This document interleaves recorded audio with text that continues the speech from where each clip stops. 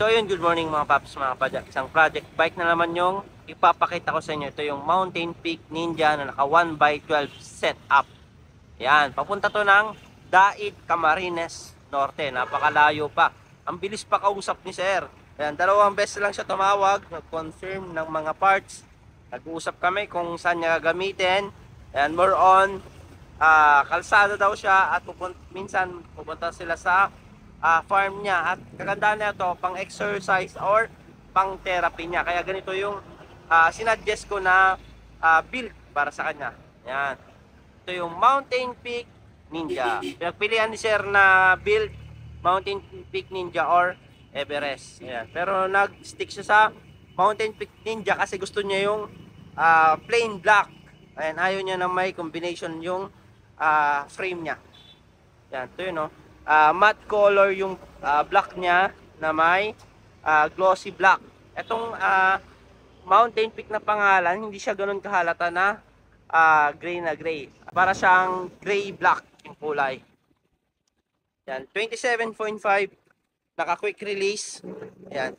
Ang gusto naman ni sir, unang napag-usapan namin kasi yung sakyan niya, motor niya, black and red. Sabi ko black and red yung gayahin natin. Kaso sabi niya gusto niya may ibang kulay naman. Kaya gold yung naging option namin. Sakto naman bumagay. Ito yung headset natin.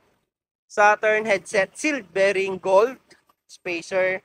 Itong system natin. Mountain Peak 35. 35 yung clamping niya. Pati dito sa handlebar natin. Low rise 35 clamp. 35 yung taba niya. Yan. Makikita nyo dito, naka-relax position or upright position. Hindi siya yung sobrang yuko. Ito naman sa grip natin, Pops Pro 2 grip. Yan, para makapit. Bigyan natin si sir ng makapit na handle grip. Kahit pasmado ka man o hindi, napakakapit na ito. Naka-anti-slip design, payat na, pataba. Siyempre, na-upgrade na rin natin itong bar end niya ng gold, aluminum. Ito sa brake set niya, Shimano MT200 hydraulic, M6100 na shifter. Ito tayo sa port niya, Mountain Peak na latest na air port na rin.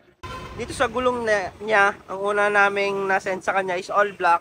Pero gusto niya para may accent naman, ginawa natin ng Recon Race na tan wall. Fast rolling pa rin. Ayan, hindi mahirapan si sir. Pag nasa kalye siya, sumisipa. Dito tayo sa rim niya. Ayaw din ni sir ng may mga ibang kulay. Gusto niya black. Kaya meron din tayong Saturn Atlas na black. Carbon looks. Ayan, carbon look lang yung decals niya. Hindi siya ganun kahalata. Ayan. At syempre, dito pa rin yung combination natin na gold hubs na heroic. Gusto rin ni sir, tunog mayaman, kaya ito yung nilagay natin. Pops Pro Spoke, super light na Sagmit rotor. Dito tayo sa upuan niya. Syempre, yung gustong gusto ng lahat ng nagpaka-build sa amin. Ito yung Pops Pro 2 saddle. Ayan, napakalambot nito sa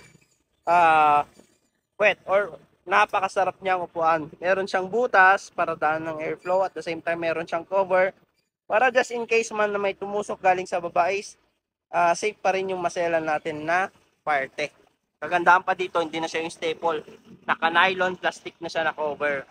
Mountain Peak din yung seat post niya.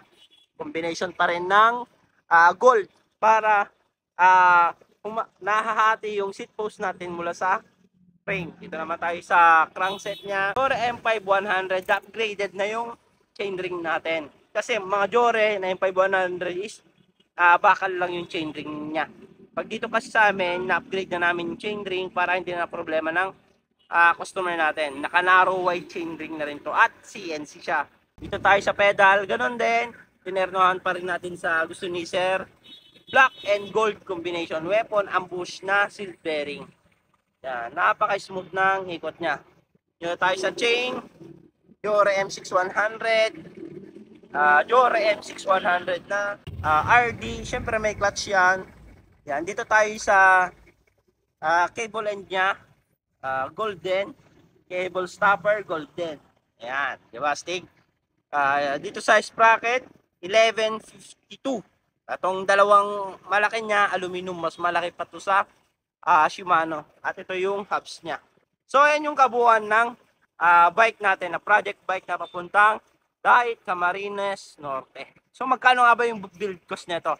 Nabot to ng 34,800 pero binigay lang natin kay sir ng 31,500. So, kung gusto nyo rin magpa-build, visit lang kayo dito sa Pops Bike Shop. So, thank you mga Pops, mga Pajak.